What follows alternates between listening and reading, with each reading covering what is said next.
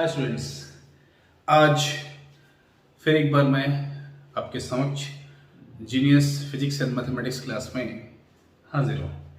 तो जैसा कि बहुत सारी फरमाइशें आ रही थी कि सर प्लीज़ जो मॉडल टेस्ट पेपर आया है फिजिक्स का, है ना, वो सॉल्व करवा दीजिए। तो मैंने सोचा कि चलिए ये एक बहुत ही अच्छी बात है कि स्टूडेंट्स पढ़ रहे हैं। तो आज जो हमारा टॉपिक है, या कह सकते हैं कि आज हम जो फिजिक्स का जो मॉडल क्वेश्चन पेपर है सेट 1 वो हम सॉल्व करेंगे। और किस तरह के इसमें क्वेश्चन है वो भी हम देखेंगे कि कैसे कैसे क्वेश्चंस पूछे गए हैं इस सेट में। और मैं कोशिश करूंगा कि एक एक करके जितना भी आपका सेट्स है वो मैं कंप्लीट करवा दूं, है ना। जितने भी सेट्स फिजिक्स के दिए गए वो मैं कंप्लीट करा दूं। तो आज हम लोग करेंगे मॉडल क्वेश्चन पेपर सेट 1। तो स्टार्ट करता हूं मैं ज्यादा समय ना लेते हुए। तो जो हमारा पहला क्वेश्चन है ये है, if the distance of a point from a positive charge increase, है ना, if the distance of a point from a positive charge increase the value of the potential at the point. अगर हम किसी भी point पर अगर हम potential निकालते हैं तो आपको पता है कि इसका सॉल्यूशन हम देखते हैं, है ना। सबसे पहला क्वेश्चन जो हमारा है model question paper, model question paper set 1, है ना, मॉडल क्वेश्चन पेपर सेट 1। तो इसमें हमसे पूछा गया है कि अगर हमारे पास एक पॉजिटिव पॉइंट चार्ज है ना, तो उससे हम जैसे जैसे दूर चले जाएं तो जो हमारा वैल्यू होगा पोटेंशियल का वो कितना होगा। तो चूंकि हमने ऑलरेडी पढ़ रखा है कि जो वैल्यू ऑफ पोटेंशियल है V for a point charge, है ना, वो हमारे पास होता है 1/4 pi epsilon not Q upon R, है कि नहीं। तो यहां आप देख सकते हैं कि ये जो V है ये R के इनवर्सली प्रोपोर्शनल है। तो हेयर V जो हमारा है वो इनवर्सली प्रोपोर्शनल है R के। इसका मतलब कि अगर R बढ़ेगा तो V आपका घटेगा, विच मीन्स कि अगर आपका डिस्टेंस इंक्रीज होगा तो पोटेंशियल आपका डिक्रीज कर जाएगा, है ना। तो इसलिए जो हमारा यहाँ पे आंसर आएगा वो होगा option number B. Okay, option number B. तो आपका आंसर है option B. Okay, option B is the correct answer. Option B is the correct answer. Okay, है ना।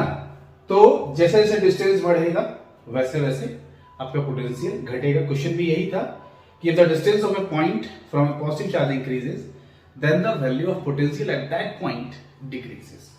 तो ये हमारा पहला क्वेश्चन था जो सॉल्व हो गया। अब हम आगे की तरफ आते हैं। हमारा दूसरा क्वेश्चन क्या है? तो हमारा दूसरा क्वेश्चन है क्वेश्चन नंबर 2। ठीक है, हमारा दूसरा क्वेश्चन है कि two charged spheres are separated at a distance d, exert a force F on each other. If charges are doubled and distance between them is doubled, then the force is। अगर हमारे पास दो charge sphere हैं और वो d distance से separate हैं और उनके बीच जो है वो एक जो चार्ज स्फीयर है वो दूसरे पे फोर्स F लगा रहा है और जो दूसरा चार्ज स्फीयर है वो भी पहले पे जो है वो F फोर्स लगा रहा है। तो इसमें कहा गया है कि अगर चार्ज को डबल कर दिया जाए और डिस्टेंस को भी डबल कर दिया जाए तो उस समय हमारा फोर्स क्या होगा। तो एक चार्ज स्फीयर हमारे पास ये है ना, और एक चार्ज स्फीयर हमारे पास ये है। सपोज इस पे पॉजिटिव चार्ज है। अब ये चार्ज स्फीयर कैसा है, सॉलिड स्फीयर है कि हॉलो स्फीयर है, ये दिया नहीं है, लेकिन तब भी हम इसको आराम से सॉल्व कर सकते हैं कि ये हमारे पास चार्ज स्फीयर है। अब इसमें बात ये है कि हम एक तरह से ये मान सकते हैं कि इसका जो सारा चार्ज है वो सेंटर पर कंसंट्रेटेड है और इसका सारा चार्ज भी सेंटर पर कंसंट्रेटेड है। फॉर एग्जांपल अगर हम बोल दें कि ये जो टोटल चार्ज है इसको हम अगर Q1 कह दें और इसको हम Q2 कह दें, तो अकॉर्डिंग टू कूलम्स लॉ हमको पता है कि F इज इक्वल्स टू, जो हमारे पास इक्वेशन है F इज इक्वल्स टू वो है KQ1 Q2 upon R square, है कि नहीं, where K is Coulomb's constant. तो यहां पे क्या दिया हुआ है कि अगर ये चार्ज को डबल कर दिया जाए, इसको भी डबल कर दिया जाए, इसको भी डबल कर दिया जाए और डिस्टेंस को भी डबल कर दिया जाए, तो क्या होगा, तो मैं अगर इन सेकेंड केस की बात करूं, ये तो हमारा फर्स्ट केस हो गया, ये फॉर फर्स्ट केस या in first case f is equal to हमारे पास ये है, और ये जो डिस्टेंस है सेंटर टू सेंटर, ये हम सेंटर को, ये centre to centre distance r कह लेते हैं, और ये हम मान सकते हैं कि ये पूरा का पूरा q1 जो चार्ज है वो सेंटर पे कॉन्सेंट्रेटेड है, और यहाँ भी हम मान सकते हैं कि सेंटर पे कॉन्सेंट्रेटेड है। ऐसा क्यों होता है? ऐसा इसलिए होता है कि अगर मैं एक पॉइंट चार्ज की बात करूं, अगर आप इसका इलेक्ट्रिक फील्ड बनाना चाहें, अगर ये पॉजिटिव चार्ज प्लस क्यू है, इसका अगर आप इलेक्ट्रिक फील्ड ड्रॉ करते हैं तो इसका electric field something like that, है ना, इस तरह से ड्रॉ होता है। ओके, ये आप इस तरह से इसको ड्रॉ करते हैं, है ना, हर एक पॉइंट पे ये जो इसका होता है रेडियली ड्रॉ होता है। तो ये है पॉइंट चार्ज के लिए। लेकिन अगर मैं स्फीयर की बात करूं, है ना, ये अगर हमारे पास स्फीयर है और ये प्लस चार्ज इसके सरफेस पे है, तो फिर आप इलेक्ट्रिक फील्ड कैसे ड्रॉ करेंगे इसका?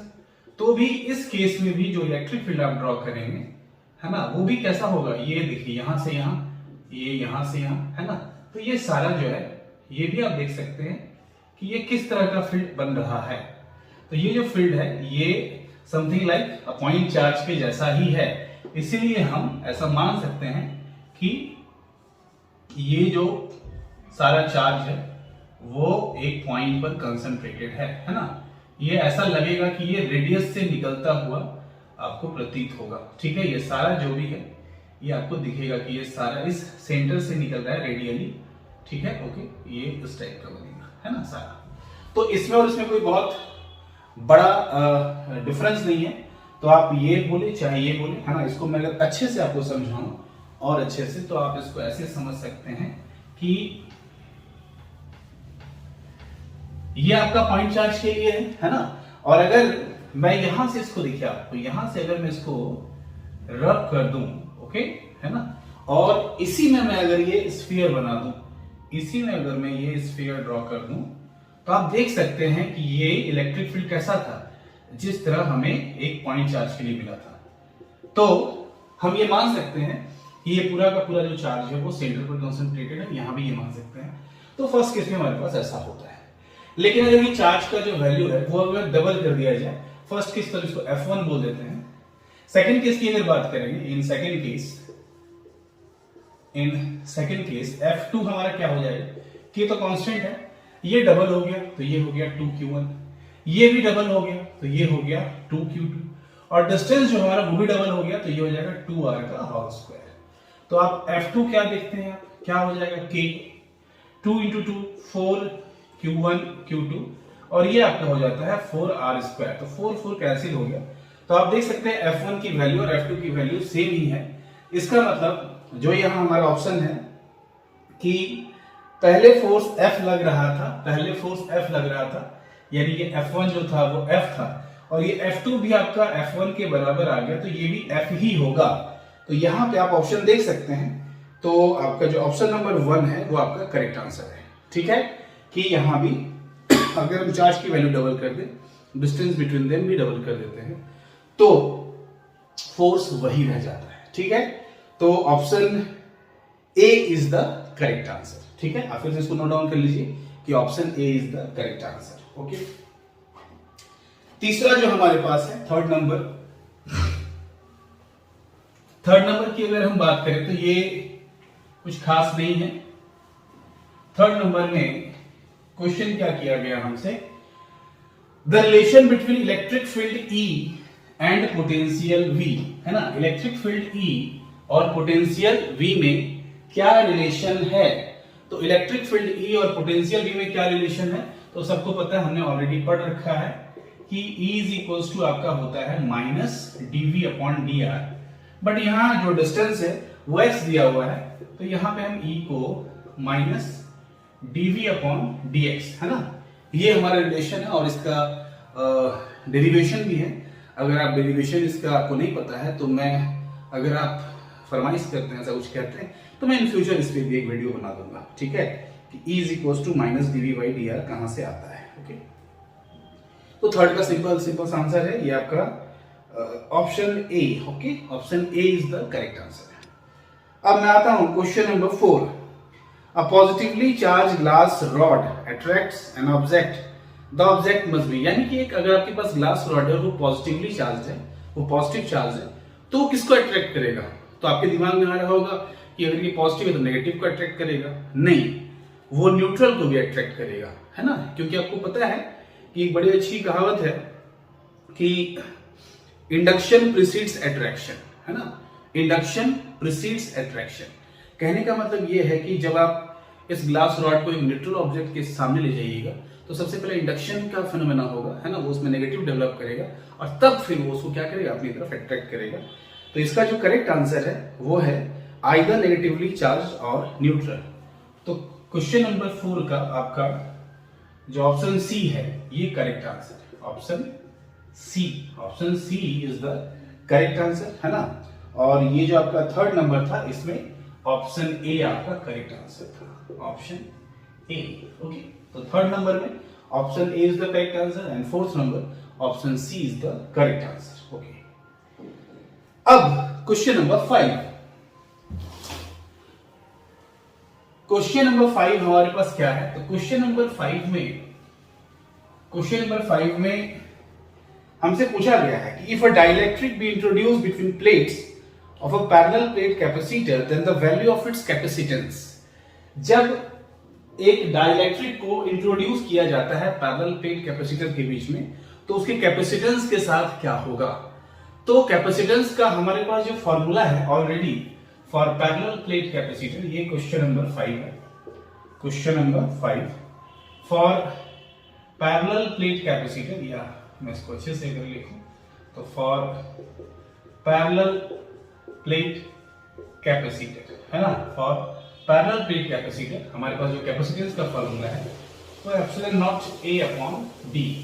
This is the formula for capacitance. लेकिन यहां पे कहा गया है कि अगर मैं इसके बीच में डाइलेक्ट्रिक इंट्रोड्यूस कर दूं तो वो क्या हो जाएगा? थोड़ा सिंपल सा है कि अगर आप ये आपके पास एक कैपेसिटर है पैरेलल प्लेट, है ना, सपोज ये आपका प्लस है, ओके, और ये आपका माइनस है, दिस इज योर माइनस। तो ये इलेक्ट्रिक फील्ड आपको पता है पॉजिटिव टू नेगेटिव जाता है और इस केस में जो इसका जो आपका कैपेसिटेंस होता है वो होता है epsilon naught A upon D, where A क्या है? एरिया ऑफ ईच प्लेट, और डी क्या होता है? दोनों के बीच का डिस्टेंस। D is what? दोनों के बीच का जो डिस्टेंस है वो होता है डी। अब कहा गया कि अगर मैं इसके साथ में इसके अंदर एक डाइलेक्ट्रिक इंट्रोड्यूस कर दूं तो मान लीजिए अगर मैं इसके अंदर एक डाइलेक्ट्रिक इंट्रोड्यूस कर देता हूं जिसका थिकनेस डी है ना, जिसका थिकनेस डी है, जिसका थिकनेस जो है, सॉरी डी तो ऑलरेडी हमने ये डिस्टेंस लिया, टी मैं मान लेता हूं। अगर इसका थिकनेस टी है तो चूंकि ये प्लस है तो यहां पे आपका माइनस ही इंड्यूस हो जाएगा, है ना, और यहां पे अगर माइनस इंड्यूस हो जाता है और यहां पे आपका प्लस रहेगा, ठीक है। तो ये जो फॉर्मूला हमारे पास है इसमें कुछ चेंजेस आ जाते हैं। ये c जो है वो epsilon naught a upon d ना होके इंट्रोड्यूस करेगा, ये c is equal to epsilon naught a upon, है ना, ये बन जाता है आपका d minus t plus t upon k, ये बन जाता है ना। एक बार आप देख सकते हैं बुक में अगर आपको दिया हो तो वहां से d minus t plus T upon के, ये आपका करेक्ट है, ये आपका बन जाता है। तो ये फॉर्मूला होता है जब हम एक डाइलेक्ट्रिक इंट्रोड्यूस करते हैं। What is T? T is the thickness of the dielectric and what is के? के आप लोगों को अच्छे से पता है, के डाइलेक्ट्रिक कांस्टेंट होता है जिसकी वैल्यू होती है E नॉट अपॉन E, है ना, वेयर के इज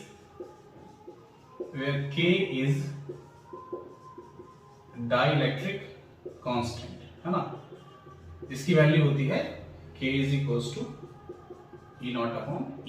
ओके, तो अगर ये थिकनेस जो है, ये जो थिकनेस है, ये अगर मैं इसको पूरा का पूरा इसी डाइलेक्ट्रिक से भर दूं जिसका थिकनेस ये दोनों प्लेट के बीच के डिस्टेंस के बराबर हो जाए, यानी कहने का मतलब ये है कि इफ ये जो T है ये अगर आपका D हो जाता है तो कैपेसिटेंस का फॉर्मूला क्या बन जाएगा? Epsilon naught A upon d minus T को हम फिर से d लिखेंगे, प्लस टी को फिर से d लिखेंगे अपॉन k, तो minus D plus D cancel हो जाएगा, c इक्वल टू ये k चला जाएगा ऊपर तो ये हो जाएगा k epsilon naught a upon d, है ना। तो आप देख सकते हैं कि जो कैपेसिटेंस हमारा पहले था विदाउट एनी डाइलेक्ट्रिक, वो था हमारा epsilon naught A upon D, लेकिन अब ये जो कैपेसिटेंस हो गया है ये हो गया है epsilon naught A upon D multiplied by के, यानी के टाइम्स ये बढ़ गया है। इसका मतलब ये हुआ कि अगर हम एक डाइलेक्ट्रिक इंट्रोड्यूस करते हैं पैरेलल प्लेट कैपेसिटर के बीच में, तो हमारा जो कैपेसिटेंस है वो बढ़ जाएगा, इंक्रीज कर जाएगा। तो यहाँ पे जो इंक्रीज का ऑप्शन है हमारा है वो है आपका ऑप्शन नंबर बी। तो 5 का जो है क्वेश्चन नंबर 5 का जो करेक्ट आंसर है वो है ऑप्शन बी, है ना। तो 5 का जो हमारे पास करेक्ट आंसर है वो है option B. Option B is the correct answer. Okay, option B is the correct answer. ठीक है, अब मैं आता हूं क्वेश्चन नंबर 6 में। क्वेश्चन नंबर 6 क्या कहता है? क्वेश्चन नंबर 6 कहता है कि Ohm's law is valid when the temperature of conductor, ये तो आप सभी जानते हैं कि ओम्स लॉ कब वैलिड होता है, जब किसी भी कंडक्टर का टेम्परेचर सेम होता है, कांस्टेंट होता है ना। तो आप देख सकते हैं कि कांस्टेंट हमारा कौन सा ऑप्शन है, तो कांस्टेंट कौन सा ऑप्शन है हमारा भाई, तो कांस्टेंट हमारा ऑप्शन है ऑप्शन नंबर डी। तो यहां पे आपका option D is the correct answer, which means आप लिख सकते हैं कि क्वेश्चन नंबर 6 के लिए ऑप्शन डी, है ना, ऑप्शन डी कांस्टेंट, ये आपका करेक्ट आंसर है। क्योंकि ओम्स लॉ में जो है टेम्परेचर, हम फिजिकल कंडीशन जो भी होते हैं वो कांस्टेंट रहते हैं, टेम्परेचर भी कांस्टेंट होता है। अब मैं क्वेश्चन नंबर 7 की बात करूं तो क्वेश्चन नंबर 7 है the example of non ohmic resistances. तो आपको पता है ओमिक रेजिस्टेंस अगर होता है तो उसका जो ग्राफ हमें मिलता है ना, उसका ग्राफ जब हम V और I के बीच में ग्राफ प्लॉट करते हैं, V और I के बीच में जो ग्राफ प्लॉट करते हैं वो एक स्ट्रेट लाइन मिलता है फॉर ओमिक रेजिस्टेंस। तो यहां पे अगर आप कॉपर वायर के लिए देखेंगे तो वो उसका ग्राफ स्ट्रेट ही होगा। फिलामेंट लैंप की बात करें तो उसका ग्राफ भी स्ट्रेट ही होगा। Carbon resistor, carbon colour code resistor आपने इलेक्ट्रिसिटी में पढ़ा है, उसका भी ग्राफ हमें स्ट्रेट ही मिलेगा। बट डायोड की बात करें तो डायोड का जो ग्राफ होता है ना, डायोड, ठीक है, तो डायोड जो होता है उसका ग्राफ समथिंग लाइक ये, अगर हम V और I के बीच में ग्राफ प्लॉट करते हैं V और I के बीच में, तो ये जो ग्राफ होता है ये समथिंग लाइक ये ऐसे चला जाता है ना। तो ये स्ट्रेट पाथ नहीं है, स्ट्रेट लाइन नहीं है। तो कहने का मतलब ये है कि डायोड के लिए ये जो ओम्स लॉ है ये वैलिड नहीं करता है। इसका मतलब डायोड जो है वो हमारा एक नॉन ओमिक रेजिस्टेंस है। तो क्वेश्चन नंबर 7 में अगर आपको डायोड दिख रहा है तो किस ऑप्शन में दिख रहा है, तो डायोड हमारा दिख रहा है ऑप्शन नंबर डी। तो option D is the correct answer. तो 7 का ऑप्शन डी, ऑप्शन डी ये आपका करेक्ट आंसर है, डायोड, है ना। अब मैं बात करूं Kirchhoff's first and second law of electrical circuits are consequences of. जो हमारा किरचॉफ का पहला नियम है और दूसरा नियम है, ये किसका कंसीक्वेंसेस है? तो आप जानते हैं जो पहला नियम है किरचॉफ का, ये कंजर्वेशन ऑफ आपका चार्ज होता है, कंजर्वेशन ऑफ इलेक्ट्रिक चार्ज। और जो ये दूसरा नियम है ना, वो होता है कंजर्वेशन ऑफ एनर्जी। चूंकि हमसे यहाँ दोनों क्वेश्चन किया है तो यहाँ हमको चाहिए conservation of charge as well as conservation of energy, जो कि मुझे दिख रहा है ऑप्शन नंबर बी में, है ना। तो आपका 8 का जो करेक्ट है वो है option B. Option B is the correct answer, conservation of electric charge and energy respectively. ठीक है, तो ये हमारा option B is the correct answer. Okay, अब आते हैं क्वेश्चन नंबर 9। क्वेश्चन नंबर 9 क्या है हमारे पास? क्वेश्चन नंबर 9 है the number of electrons for 1 coulomb of charge. एक कूलम में कितने इलेक्ट्रॉन होते हैं? तो जब मैं पहले पढ़ा रहा था तो मैंने इसका जिक्र भी किया था कि 1 कूलम, है ना, एक कूलम में होते हैं 6.25 into 10 to the power 18 electrons, है ना। Okay, 1 coulomb is equal to 6.25 into 10 to the power 18 electrons. ये था हमारा क्वेश्चन नंबर 9। अब मैं क्वेश्चन नंबर 10 की बात करूं कि a charge Q is enclosed by a Gaussian spherical surface of radius r. If the radius is doubled, then the outward electric flux will be. देखिए, कल ही मैं पढ़ा रहा था आप लोगों को मैग्नेटिक फ्लक्स, और यहां हमसे यहां पे बात हो रही है इलेक्ट्रिक फ्लक्स की। तो क्वेश्चन नंबर 10 की अगर मैं बात करूं, दो रेडियस को आप कितना ही बढ़ा लो, अगर आपके पास गॉसियन सरफेस है ना, आपने एक सिलेंड्रिकल गॉसियन सरफेस बना रखा है और अंदर एक चार्ज है, तो उससे जो भी इलेक्ट्रिक फील्ड निकलेगा वो रेडियस आप डबल कर लो या रेडियस को आर ही रहने दो या रेडियस को हाफ कर लो, उससे जो इलेक्ट्रिक फील्ड लाइंस लिंक हो रहे हैं वो चेंज नहीं होंगे। तो जो लिंक हो रहा है इलेक्ट्रिक फील्ड लाइंस वो अगर चेंज नहीं होगा, आप यहां पे रखे हो, ये हमारा गॉसियन सरफेस है तो यहां भी लिंक होगा उतना ही। और अगर मैं गॉसियन सरफेस को बड़ा कर देता हूं तो भी तो magnetic field lines sorry electric field lines उतना ही लिंक होना है, और अगर इलेक्ट्रिक फील्ड लाइंस उतना ही लिंक होगा तो ये जो हमारा इलेक्ट्रिक फ्लक्स है वो चेंज नहीं होगा। कहने का मतलब ये है कि वो आपका अनचेंज रहेगा। तो क्वेश्चन नंबर 10 में आपका ऑप्शन सी रिमेन्स अनचेंज्ड है ना, ये जो ऑप्शन सी है रिमेन्स अनचेंज्ड, ये आपका करेक्ट आंसर है।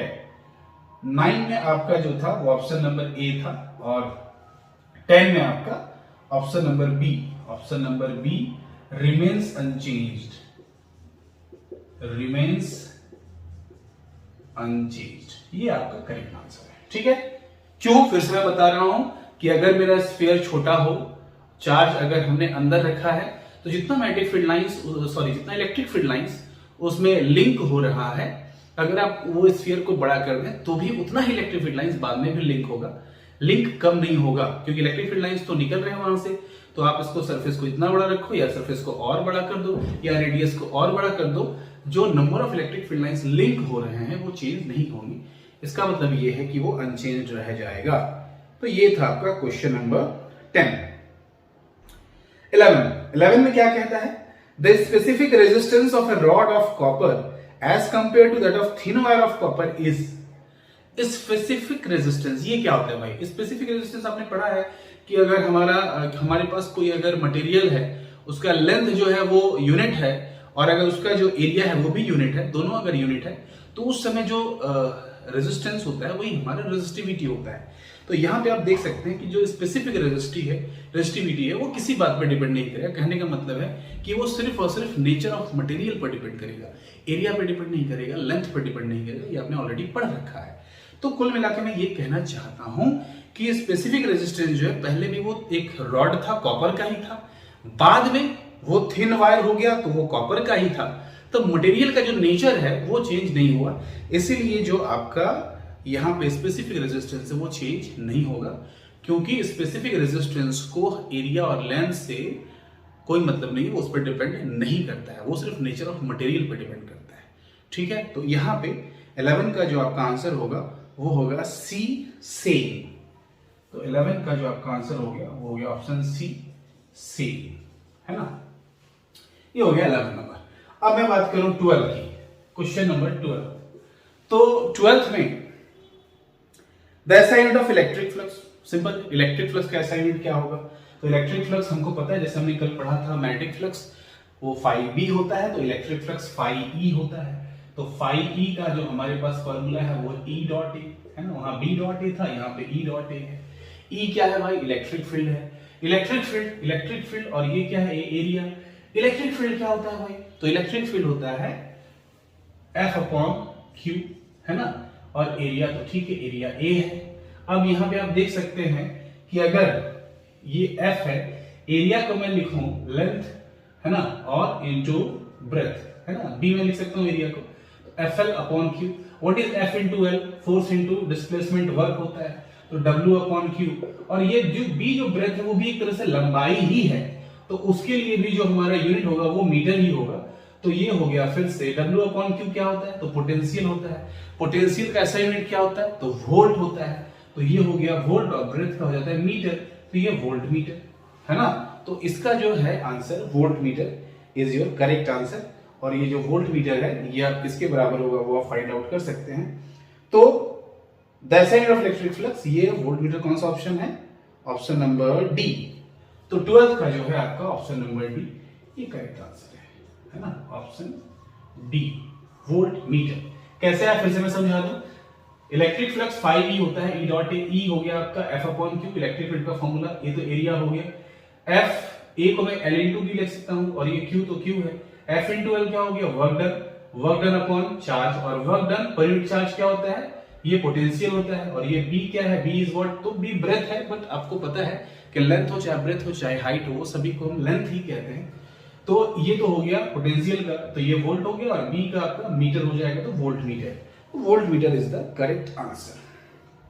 अब आता है क्वेश्चन नंबर 13, है ना, ये हमारा क्वेश्चन नंबर 12 था, हम क्वेश्चन नंबर 13 की बात करेंगे। Question number 13,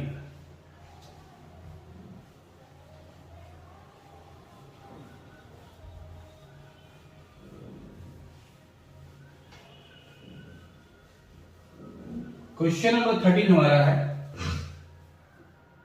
a wire P is half the diameter and half the length of wire Q of similar material. The ratio of resistances of P to that Q is. तो कहने का मतलब ये कि हमारे पास एक वायर है जिसका डायमीटर और जिसका लेंथ दूसरे वायर Q की अपेक्षा आधा है, यानी उसकी जो डायमीटर है या उसका जो लेंथ है दोनों ही हाफ हाफ है। तो रेशियो जो होगा P और Q के रेजिस्टेंस का वो कितना होगा, ठीक है। तो हम बात करेंगे कि इफ डायमीटर, है ना, डायमीटर ऑफ वायर Q को अगर हम D बोल दें, तो डायमीटर ऑफ वायर P जो होगा हमारा वो हो जाएगा D/2। And if length of wire Q, इसको अगर मैं L कह दूं, तो then length of wire P, है ना, तब लेंथ ऑफ वायर P हमारा, क्योंकि इसमें लिखा हुआ है कि लेंथ भी जो है वो कितना है, लेंथ भी आपका हाफ है ना, तो लेंथ भी यहाँ पे आपका हाफ है, तो यहाँ पे ये हो जाता है L/2, है ना, तो ये L/2 हो जाता है। तो हम फर्स्ट केस में जो हमारा होगा ये वाला P वाला और Q वाला, दोनों केस में हम रेजिस्टेंस फाइंड आउट करेंगे। तो हम P की बात कर रहे हैं, फॉर वायर P के लिए जो हमारा रेजिस्टेंस होगा उसको हम कह लेते हैं Rp, और Rp आपको पता है क्या होता है, रो L/A। तो रो L कितना है इसका, L तो इसका L/2 है, तो इसको मैं L/2 लिख सकता हूं, अपॉन A एरिया क्या होता है, एरिया होता है पाई आर स्क्वायर, तो ये हो जाएगा रो L/2 नीचे आ जाएगा, area pi r square, pi r जो होता है वो डायमीटर का आधा होता है, तो मैं चूंकि P की बात कर रहा हूं तो P का D/2 है और इसका आधा करेंगे तो D/4 हो जाएगा, तो D/4 का स्क्वायर होगा। तो ये कितना हो जाता है, ये हो जाता है आपका रो L अपॉन 2 पाई D स्क्वायर अपॉन 16 नीचे तो ऊपर चला जाएगा, तो इंटू 16 ये ऊपर चला जाता है। This is Rp। एंड अगर मैं Rq की बात करूं, Rq की, तो रो उसका तो L ही है और एरिया A है, तो यहाँ पे आपका रो L upon A pi R diameter D है तो R D/2 हो जाएगा, तो D/2 का स्क्वायर, तो ये रो L upon pi D square, 2 का स्क्वायर 4 कहां चला जाएगा आपका ऊपर, है ना। तो फाइनली ये आप देख सकते हैं कि यहाँ पे 2 से ये कैंसिल होगा 8 बार में, तो ये हो जाएगा रो L upon pi D square. तो हमें दोनों के रेजिस्टेंस का रेशियो निकालना है, Therefore Rp अपॉन Rq ये हमें चाहिए। तो Rp कितना है हमारे पास, Rp हमारे पास है रो L upon pi D square, यहाँ पे इंटू 8 भी है ना, रो L इंटू 8 पाई D स्क्वायर अपॉन ये हमारा आ गया है रो L इंटू 4 पाई D स्क्वायर, तो पाई D स्क्वायर कैंसिल, रो L कैंसिल, ये 4 2 साइड कैंसिल, तो ऊपर 2 नीचे 1 यानी 2:1 का रेशियो हमें मिलता है। तो आपका ऑप्शन सी, तो 13 का जो है आपका ये 13 नंबर क्वेश्चन जो है इसमें आपका ऑप्शन सी जो है वो करेक्ट आंसर है। Option C is your correct answer. Okay, तो ये था हमारा क्वेश्चन नंबर 13। अब मैं अगर क्वेश्चन नंबर 14 की बात करूं, तो क्वेश्चन नंबर 14 क्या, name the material which give less resistance with increase in temperature. ऐसा कौन सा मटेरियल है जो जिसमें हमें टेम्परेचर बढ़ाने से रेजिस्टेंस कम हो जाता है। तो गोल्ड नहीं है, सिल्वर नहीं है, मरकरी भी नहीं है, सिलिकॉन है। सिलिकॉन आपको पता है हमारा सेमीकंडक्टर है, और जब आप 12th में सेमीकंडक्टर चैप्टर पढ़िएगा तो वहां आप ये देखिएगा कि टेम्परेचर के बढ़ने से उसका रेजिस्टेंस जो होता है वो डिक्रीज हो जाता है। ठीक है, तो correct answer is C, option C. तो 14 के लिए आप लिख सकते हैं कि 14 के लिए जो आपका करेक्ट आंसर है वो है option C. Okay, question number 14, option C is your correct answer. अब आते हैं क्वेश्चन नंबर 15 पे। क्वेश्चन नंबर 15, तो फिर से मैं लिख दूं क्वेश्चन नंबर 14 के लिए, क्वेश्चन नंबर 14 ऑप्शन सी, है ना, option C. Question number 14, question number 15, an electron enters perpendicular to a uniform magnetic field, the path of the electron will be, very good, uniform magnetic field है ना, उसमें एक electron inter कर रहा है। तो कहने का मतलब क्या है, इसको थोड़ा आप डिटेल से समझिएगा कि मान लीजिए कि ये मेरा डायरेक्शन है मैग्नेटिक फील्ड का, है ना। अब उस पे इलेक्ट्रॉन इंटर कर रहा है, मान लीजिए ये इलेक्ट्रॉन इंटर कर रहा है। अगर इलेक्ट्रॉन ऊपर से परपेंडिकुलर इंटर कर रहा है तो करंट का डायरेक्शन किधर होगा, opposite to the direction of electron. तो करंट का डायरेक्शन ये हो जाएगा, इलेक्ट्रॉन का डायरेक्शन ये है, तो करंट का डायरेक्शन ये हो जाएगा। और ये डायरेक्शन किसका है, ये डायरेक्शन है मैग्नेटिक फील्ड का, ये डायरेक्शन किसका है, करंट का। तो करंट मैग्नेटिक फील्ड पता है हमें, तो फोर्स निकालना पड़ेगा हमें कि फोर्स किस तरफ लगेगा। करंट का डायरेक्शन किधर है, अपवर्ड डायरेक्शन, क्योंकि इलेक्ट्रॉन इधर आ रहा था मैग्नेटिक फील्ड की तरफ, तो करंट का डायरेक्शन किधर हो गया, अपवर्ड। ये हमारा मैग्नेटिक फील्ड है। तो जो फोर्स हम निकालते हैं वो कैसे निकालते हैं, तो फ्लेमिंग का लेफ्ट हैंड रूल हम यूज करते हैं। ये देखिए, ये जो हमारा है ये क्या बताता है, मैग्नेटिक फील्ड। ये करंट बताता है, देखिए करंट किधर है, ऊपर की तरफ, मैग्नेटिक फील्ड किधर है, इधर, जो मैं कह रहा था। तो इस पे फोर्स किधर लगेगा, इधर, और जैसे इस पर फोर्स इधर लगेगा, फिर जब ये यहां पहुंचेगा तो इधर लगेगा, फिर जब यहां स्ट्रेट जाना चाहेगा तो इधर लगेगा। तो ये सर्कुलर मोशन करेगा। कहने का मतलब ये है कि जब आप स्टार्ट में ही पढ़े होंगे F is equals to q v B sine theta, एक फॉर्मूला है जो आपने पढ़े, जो आप लोग पढ़े होंगे स्टार्ट बिगिनिंग में ही magnetic effect of electric current में। तो वहां पे हमको पता है कि करंट अगर परपेंडिकुलर है किसके, मैग्नेटिक फील्ड के, तो इलेक्ट्रॉन पे फोर्स लगता है, और वो फोर्स हम लोग निकालते हैं फ्लेमिंग के लेफ्ट हैंड रूल से। तो ये आपका हो गया मैग्नेटिक फील्ड, ये हो गया आपका करंट, क्योंकि इलेक्ट्रॉन ऐसे आ रहा था तो अपोजिट डायरेक्शन करंट का होगा। फोर्स इस पे इधर लगेगा, और जब इस पे फोर्स इधर लगेगा तो ये इधर जाना चाहेगा, लेकिन जैसे ही यहां जाएगा तो इस पे फोर्स इधर लगेगा। तो ये कंटिन्यूअसली सर्कुलर मोशन करेगा। तो क्वेश्चन नंबर 14 में जो आपका करेक्ट आंसर है वो होगा सर्कुलर मोशन। और सर्कुलर मोशन जो आपका ऑप्शन है, ये कौन सा ऑप्शन है, तो सर्कुलर मोशन आपका ऑप्शन है ऑप्शन ए। तो आपका ऑप्शन ए जो है वो करेक्ट आंसर है। ठीक है, तो ये आपका 15 क्वेश्चन हो गया। चूंकि वीडियो लंबा ना हो जाए इसलिए मैं इसका एक पार्ट 2 और लाऊंगा, है ना, जो आपको तुरंत देखने को मिलेगा, ज्यादा लेट नहीं लगेगा उसमें। तो पहले आप ये 15 क्वेश्चन अगर समझ गए हैं तो नीचे जो आपको दिख रहा है ना, लाइक का बटन, सब्सक्राइब का बटन और बेल आइकन, उसको जरूर दबाएं। चैनल को जरूर सब्सक्राइब करें, क्योंकि आगे और भी बहुत इंपॉर्टेंट वीडियोस मैं लेके आऊंगा। तब तक के लिए thank you and all the best.